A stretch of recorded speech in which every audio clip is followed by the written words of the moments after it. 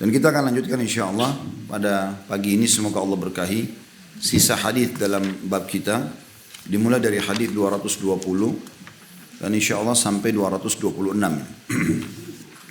Bunyinya 220 adalah dari Adi bin Umairah radhiyallahu anhu, beliau berkata, saya mendengar Rasulullah sallallahu alaihi wasallam bersabda, man ista'malnahu minkum ala amalin fakatama mikhyatan fama fawqah kana gululan ya'ti bihi yawmal qiyamah faqama ilaihi rajulun aswadu minal ansar ka'anni anzuru ilaihi faqala ya Rasulullah ikbal anni amalak qala wa ma laka qala sami'tuka taqul kada wa kada qala wa ana aquluhu al'an man ista'malnahu ala amalin falyaji biqalilihi wa kathirihi fama utiya minhu akhadha wa ma nuhiya anhu intaha. Kata Nabi SAW, barang siapa di antara kalian yang kami tugaskan mengurusi suatu pekerjaan, lalu menyembunyikan walaupun sebuah jarum. Ada footnote di situ, nomor 228, mikhyat dengan mim di kasrah dan kha di sukun yang berarti jarum. Kemudian makna gulul yang akan dijelaskan nanti sebentar, artinya adalah pencurian. Dan dalam hadis ini terdapat ancaman yang sangat keras dan larangan yang serius terhadap pengkhianatan yang dilakukan oleh petugas, baik dalam hal barang besar maupun barang kecil. Kata Nabi SAW, kita ulangi, barang siapa di antara kalian yang kami tugaskan mengurusi satu pekerjaan, lalu menyembunyikan walaupun sebuah jarum, dan yang lebih dari itu dari kami, maksudnya lebih dari jarum, maka itu termasuk gulul atau mengambil secara khianat atau mencuri yang akan dia pikul pada hari kiamat nanti.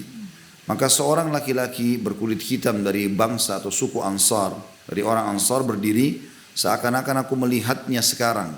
Maksudnya seperti aku sedang, jadi orang ini, sahabat ini, Adi bin Umairah radhiyallahu anhu, pernah melihat orang itu berdiri di zaman Nabi SAW dan seakan-akan mau bertanya sama Nabi. Dan pada saat dia sampaikan setelah Nabi SAW meninggal hadits ini, dia mengatakan seperti saya melihat orang itu sekarang karena saya masih ingat sangat jelas di depan mata saya. Lalu orang itu berkata, yang berdiri tadi berkulit hitam itu, wahai Rasulullah, terimalah dariku tugas yang kau serahkan kepadaku. Maka beliau bertanya, ada apa denganmu? Maka dia berkata, saya mendengar engkau berkata begini dan begitu.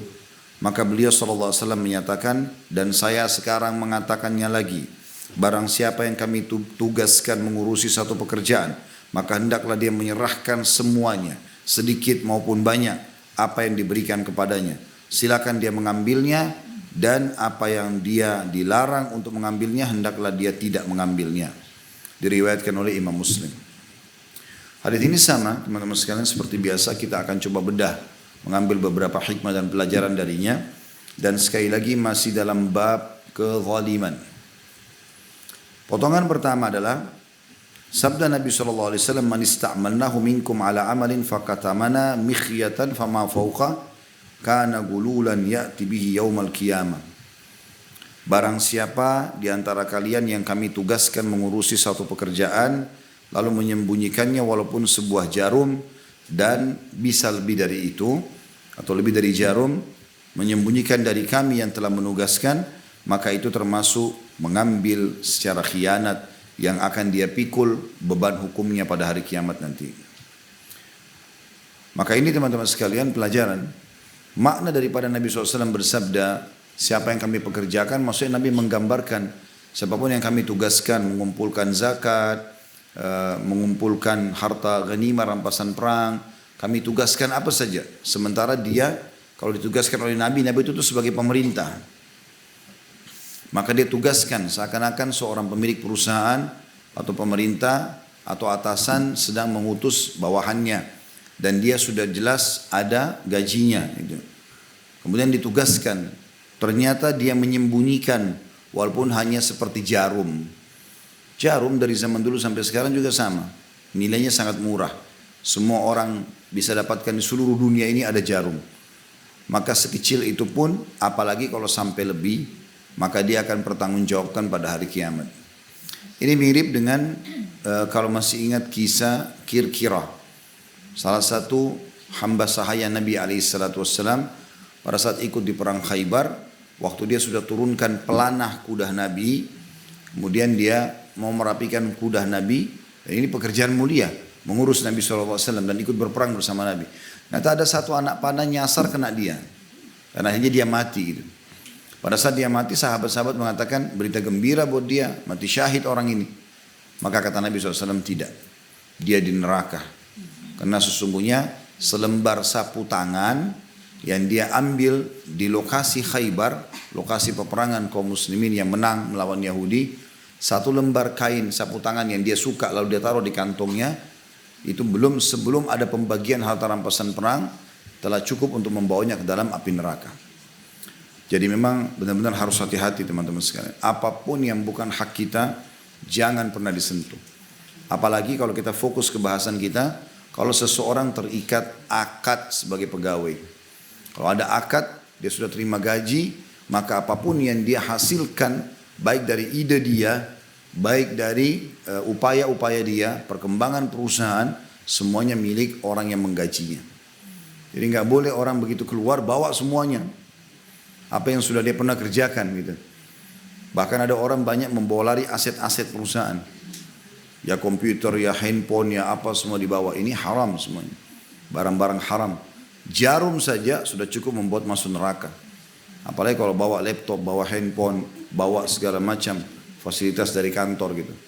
Ini semua hukumnya haram. Makanya teman-teman kalau terikat akad dengan satu perusahaan, atau Anda punya perusahaan yang akan mengikat pegawai, tulis akad jelas. Mana hak dia, mana hak kita. Mana yang boleh dia pakai, mana yang tidak boleh. Selama tidak ada kesepakatan itu, maka hukum umum berlaku. Apa itu hukum umum? Semua di perusahaan miliknya pemilik perusahaan. Tapi kalau pegawai mengatakan, kira-kira air dispenser ini bisa saya minum nggak? Kira-kira pulpen ini bisa saya pakai nggak? Kira-kira fasilitas mana yang saya bisa pakai? Dia tanya semua, perusahaan mengatakan semua ini bisa dipakai misalnya, lalu dia pakai nggak ada masalah. Tapi kalau tidak, ini berbahaya sekali. Karena ini akan menjadi hisab yang berat pada hari kiamat. Imam Ahmad rahimahullah pernah menangis karena pernyataan seorang ibu. Ibu ini kebetulan cuma penenun kulit domba saja. Kemudian dia datang kepada Imam Ahmad lalu berkata, wahai Imam, saya ini seorang penenun kulit domba, yang saya kerjakan kulit domba itu setiap malam. Karena kalau pagi saya sibuk menjual kulit domba saya sambil mengurus anak-anak. Suaminya sudah meninggal. Maka dia bilang, saya hanya bisa mengerjakan itu di malam hari. Itu pun pada saat saya punya hasil hari itu, saya bisa beli minyak dengan sumbu untuk menjadi penerang. Kalau zaman sekarang kayak lampu gitu. Zaman dulu orang pakai minyak sama sumbu. Maka dia bilang, satu waktu saya kebetulan tidak punya hasil hari itu, tidak cukup untuk beli minyak, hanya untuk makan dan minum sama anak-anak. Maka malam itu saya tidak punya lampu, berarti saya tidak bisa bekerja untuk makan besok. Lalu kemudian tiba-tiba di depan rumah, di depan gubuk saya ada satu atau beberapa orang mampir, sepertinya pejabat-pejabat perusahaan, pejabat-pejabat pemerintah yang memasang tenda di depan rumah saya, ada tanah kosong, lalu mereka memasang obor-obor. Kemudian karena saya lihat obor itu sangat terang, masuk sampai ke rumah saya, maka saya kesempatan menenun. Setelah selesai saya menenun, besoknya saya jual. Pada saat saya mau belanjakan harta itu, ini harta sekarang saya bawa, jadi hasilnya belum sempat dibelanjakan. Saya tiba-tiba berpikir, halal nggak uang ini? Karena saya menggunakan penerangan yang bukan punya saya. Saking pekanya ibu ini. Maka Imam Ahmad rahimahullah menangis pada saat itu. Sambil mengatakan, ketahuilah ibu, sesungguhnya anda ini lebih suci dan lebih mulia daripada kami yang menggunakan imamah-imamah seperti ini. Karena pada saat itu para imam menggunakan imamah di kepalanya gitu. Artinya anda ini walaupun orang biasa tidak faham, belum terlalu faham agama seperti kami, tapi luar biasa pekanya, hati-hati dengan takut jangan sampai Allah hisab gitu. Tapi ketahuilah itu halal buat anda. Karena penerangan tersebut bukan sengaja kita ambil, bukan sengaja dia ambil. Itu adalah pinik pemerintah yang semua orang bisa menggunakannya. Tetapi kepekaan ibu ini membuat Imam Ahmad rahimahullah tersentuh. Dan harusnya seorang muslim seperti itu. Tidak boleh dia sembarangan, lalai, main makan sembarangan, main duduk sembarangan, main gunakan fasilitas sembarangan tanpa mau tahu itu milik siapa. Ini tidak boleh, sama sekali nggak boleh. Karena akan terjadi kezaliman di situ. Saya pernah waktu teringat kisah Imam Muhammad dan beberapa kisah ini. Waktu naik di pesawat pulang dari umroh, bersebelahan sama satu orang. Kemudian saya mau colok, mau cas handphone. Waktu saya colok di tempat kursi saya, nggak bisa nyala gitu. Terus kemudian terlintas di benak saya, coba colok di sebelah saja, karena orang ini kebetulan nggak pakai. Dan itu fasilitas di kursi saja. Tapi alhamdulillah pada saat itu Allah sentuhkan hati saya berpikir, orang ini bayar naik pesawat 9 jam dari Jeddah ke Jakarta, lengkap dengan kursi itu, dengan fasilitasnya. Dia udah bayar itu. Kalau saya pakai colok di tempat dia, halal nggak ini? Saya nggak jadi pakai. Karena kalau saya colok berarti saya pakai harus izin dulu sama dia. Padahal cuma colokan saja. Artinya harus hati-hati. Ya. Karena kalau kita menyalahgunakan, nggak apa-apa ini kan begini, ini kan begitu. Ini nggak bisa sembarangan. Jadi harus tahu mana yang boleh, mana yang nggak boleh gitu. Ya. Dan di sini dikatakan yang berat sekali adalah dia akan memikulnya sebagai harta pengkhianatan pada hari kiamat. Artinya akan jadi hukuman yang berat bagi dia nantinya. Gitu ya. Potongan yang kedua, maka seorang laki-laki hitam dari Ansar berdiri, seakan-akan aku melihatnya sekarang. Yang dimaksud dengan laki-laki hitam maksudnya berkulit hitam. Ansar kita sudah tahu gabungan antara dua suku, Aus dan Khazraj di Madinah. Disilakan dengan Ansar. Gitu. Maka perawi hadis ini sahabat yang mulia Adi bin Umairah radhiyallahu anhu menceritakan, dia mengatakan seorang laki-laki berkulit hitam berdiri lalu kemudian dia baru berbicara. Maksudnya adalah seakan-akan kami baru tahu setelah dia bicara kalau dia ini pernah menjadi petugas Nabi SAW. Nabi pernah tugaskan dia tapi sahabat banyak nggak tahu gitu loh. Tugas apa itu? Maka dia menggambarkan orang itu berdiri dan seakan-akan sekarang saya melihatnya, maksudnya pernah dulu saya lihat di zaman Nabi, sekarang saya ceritakan kalian juga seakan-akan sekarang kebayang orangnya gitu. Dan kami baru tahu dia ternyata dipekerjakan oleh Nabi SAW setelah dia berkata. Itu makna daripada perkataan ini. Potongan ketiganya adalah orang itu lalu berkata, wahai Rasulullah, terimalah dariku tugas yang engkau serahkan kepadaku. Maksudnya adalah, ya Rasulullah, saya termasuk orang yang pernah Anda tugaskan.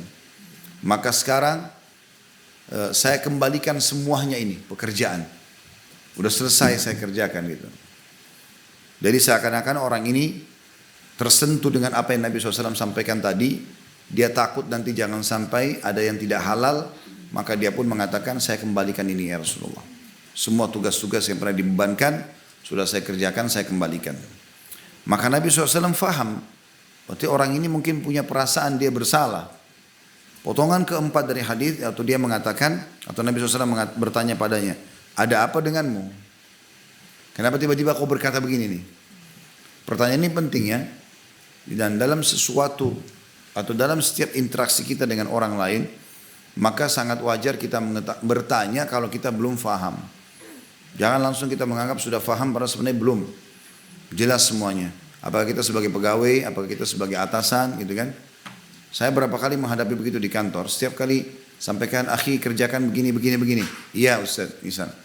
Ternyata kata-kata iya itu bukan seperti apa yang diharapkan. Karena dia belum faham rupanya. Dia cuma mengatakan iya gitu. Maka saya mengambil kesimpulan karena itu berulang beberapa kali. Pada saat saya mau minta sesuatu saya sampaikan ini begini. Duduk dulu. Ini loh keterangannya. Saya mau seperti ini. 1, 2, 3, 4, 5. Jelas gak? Ada yang mau ditanya nggak?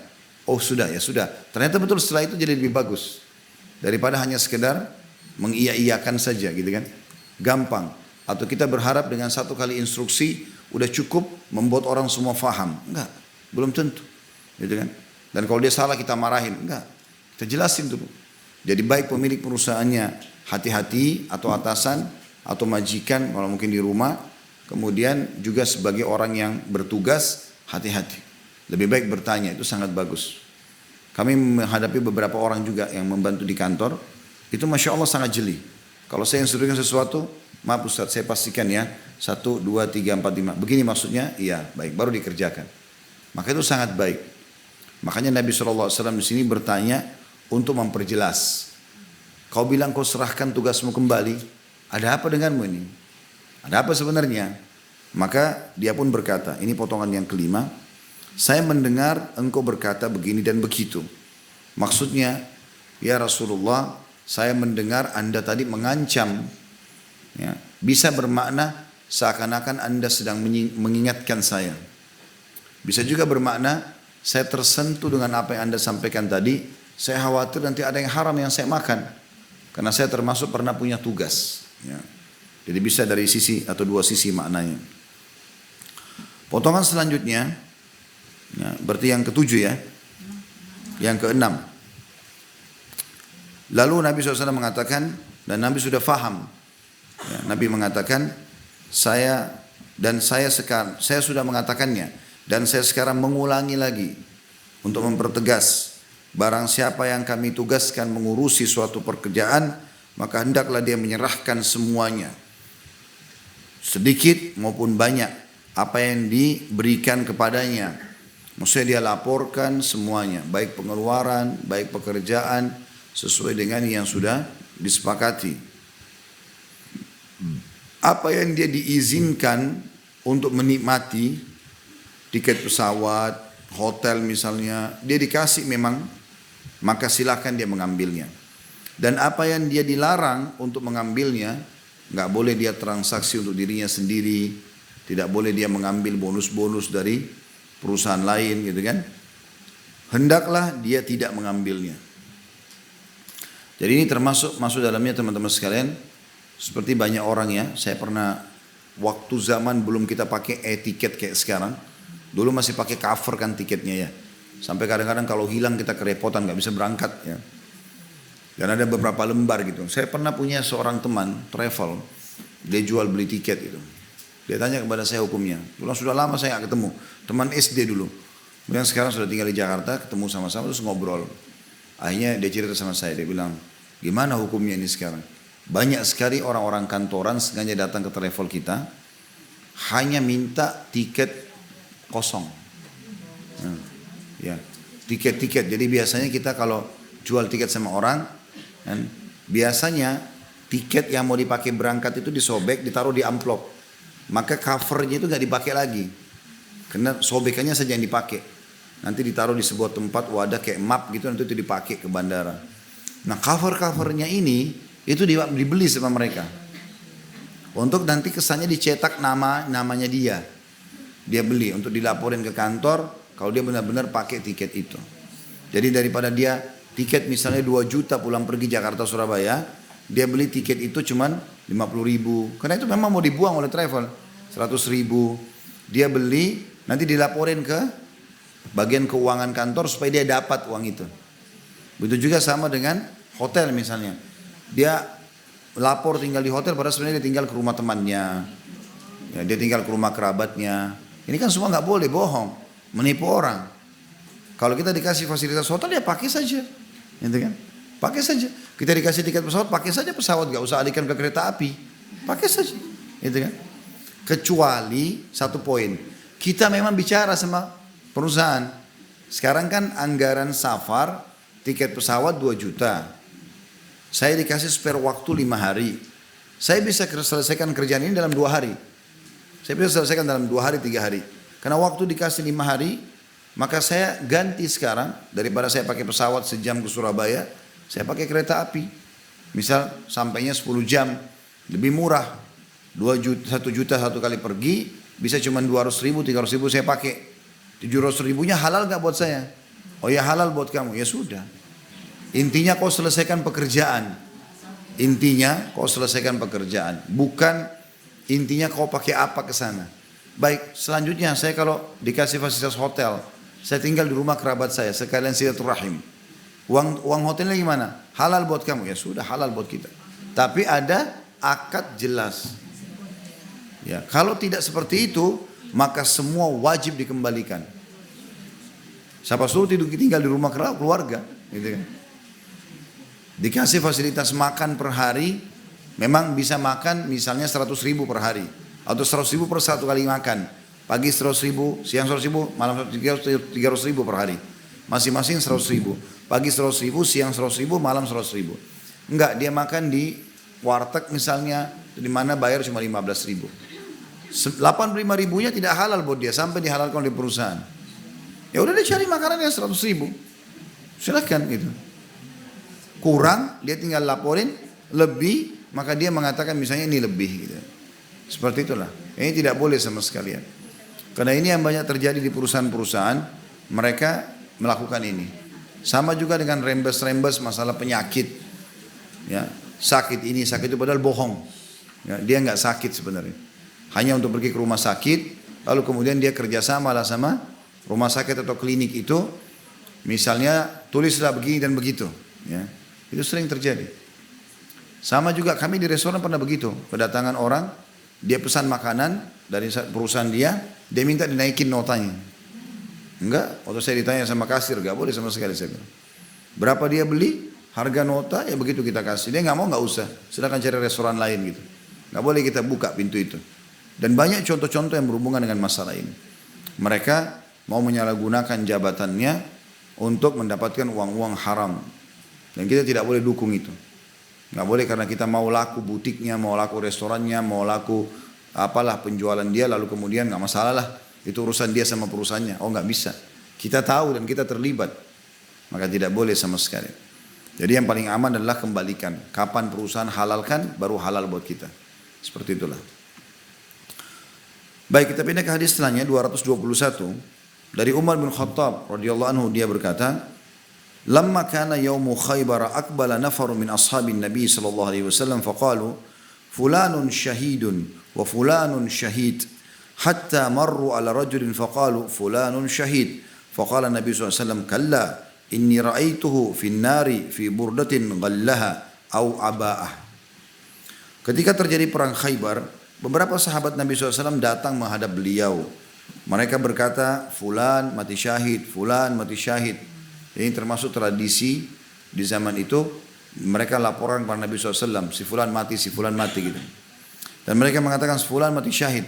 Selama Nabi nggak tanggapi, berarti orang itu betul mati syahid gitu. Ketika mereka melewati seorang laki-laki, dan bersama Nabi SAW, lalu mereka mengatakan, fulan juga mati syahid. Maka Nabi SAW mengatakan tidak. Khusus ini enggak mati syahid dia. Padahal bersama dengan jenazah kaum muslimin. Sesungguhnya aku melihatnya di neraka. Artinya aku diperlihatkan sekarang dia di neraka ini.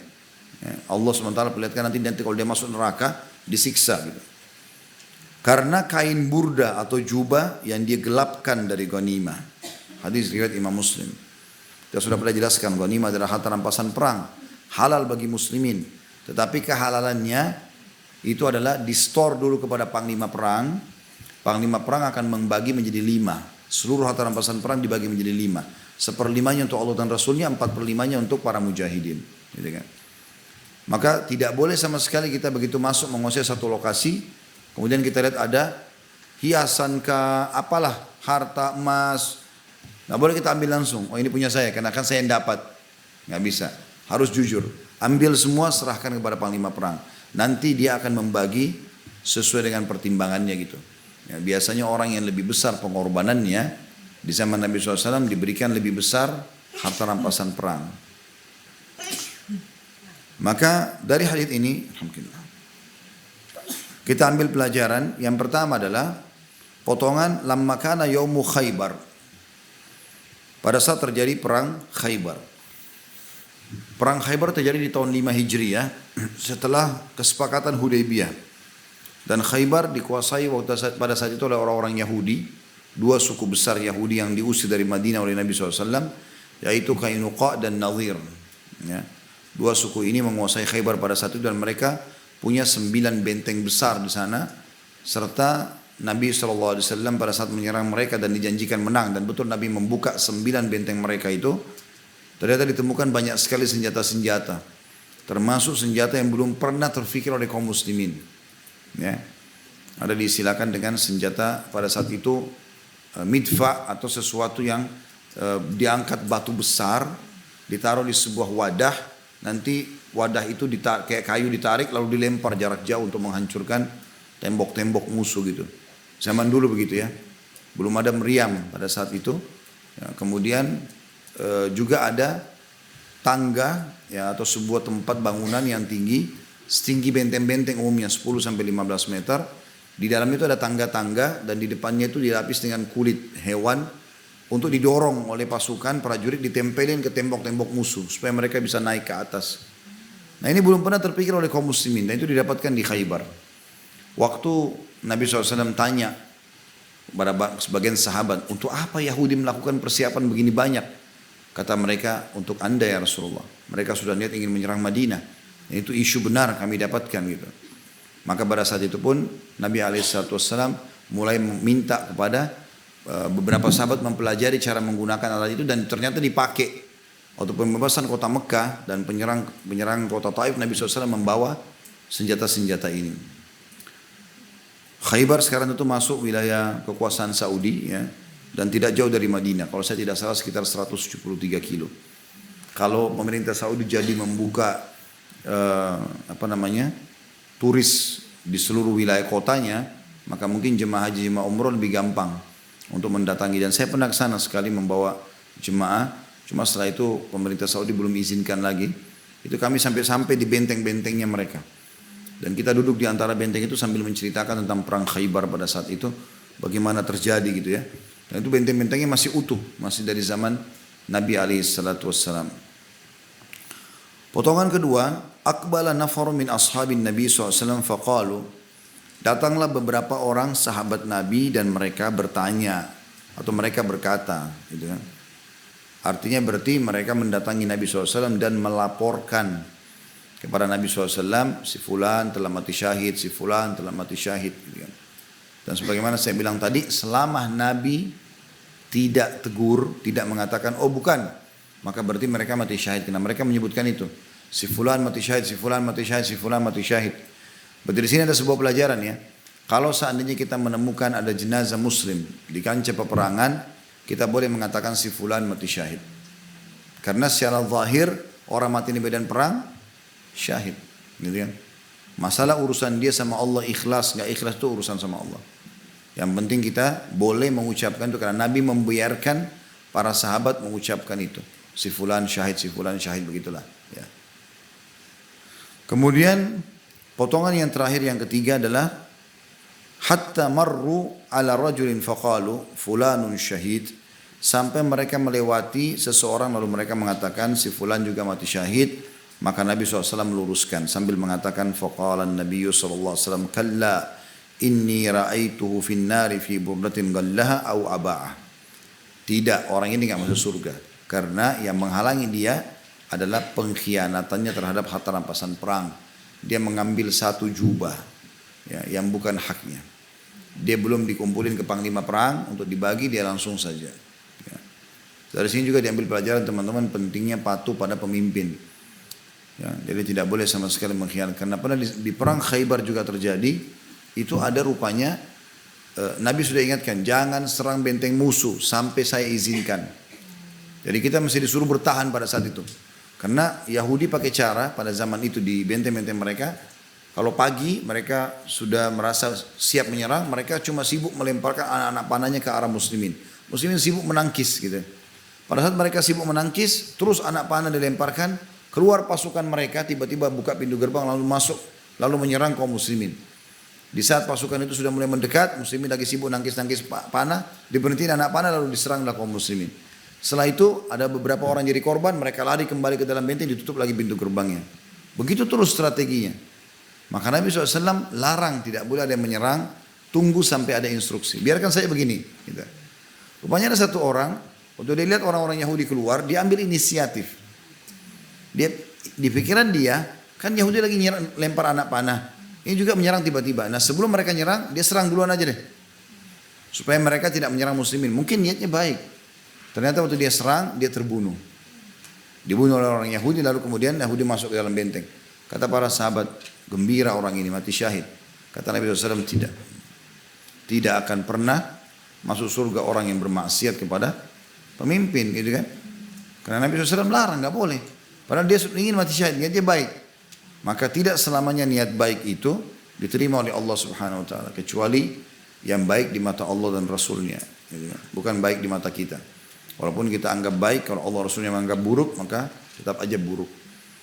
Nah, sampai kata Nabi SAW, hawa nafsu kita pun harus tunduk kepada Allah dan Rasulnya. Kata Nabi SAW, tidak akan sempurna iman seseorang di antara kalian sampai hawa nafsunya tunduk kepada apa yang aku bawa. Dan ini mengontrol hawa nafsu adalah poin utama dalam menjalani kehidupan di muka bumi ini. Karena jiwa kita ada potensi baik, ada potensi buruk. Ya. Makanya saya dalam beberapa hari ini mengingatkan di pengajian, saya tanyakan, di sini juga saya tanyakan ke Bapak Ibu, gitu kan. Yang sering goda kita, syaitan. Benar gak? Sepakat gak? Siapa pemimpinnya syaitan? Iblis. Baik, pertanyaannya sekarang. Waktu Allah ciptakan Adam dan suruh semua sujud, Iblis nggak mau sujud. Siapa yang goda Iblis? Loh, dia pemimpin syaitan gimana? Dia pemimpin syaitan, Iblis. Hawa nafsunya itu. Jadi sebenarnya syaitan itu di sekitar kita sangat lemah. Allah bilang itu.